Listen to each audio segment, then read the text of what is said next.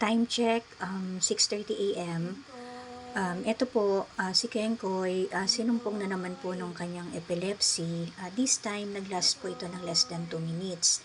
Simula nung isang araw po na nag-epilepsy siya or nagkaroon siya ng episode, ito po yung pinakamatagal.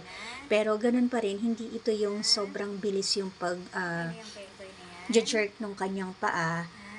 Mabagal pa rin. Tsaka yung parang nanghihina yung mga binti niya, kaya napapaupo siya na katulad ng ganito, napapalay down siya ng ganito.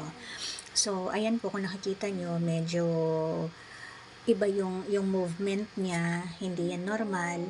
Pilit niya kasing ginagawang tumayo, pero hindi niya kaya. Dahil nga yung dalawang hulihan paa niya, lalo na yung left side, yun yung nag-jerk. So, pagka nakaangat naman po na yung ulo niya, it means na okay na siya. Parang pinapamiliarize niya po yung sarili niya or yung vision niya sa mga nakikita niya. Hindi ko po kasi alam kung totally blinded nga siya kapag nagkakaroon siya ng seizure. Ayan, nakita niyo po, binaba niya yung, or hiniga niya, nilapat niya yung pinakaulo niya sa mat. Pagka ganyan, hilo pa po yan.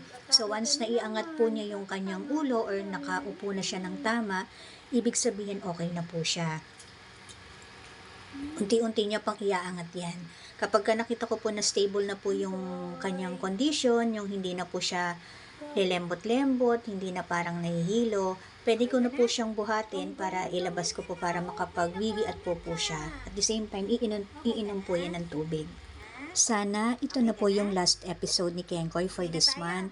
And or pagbigyan din po yung mga dasal natin na naturally gumaling po siya sa sakit na to.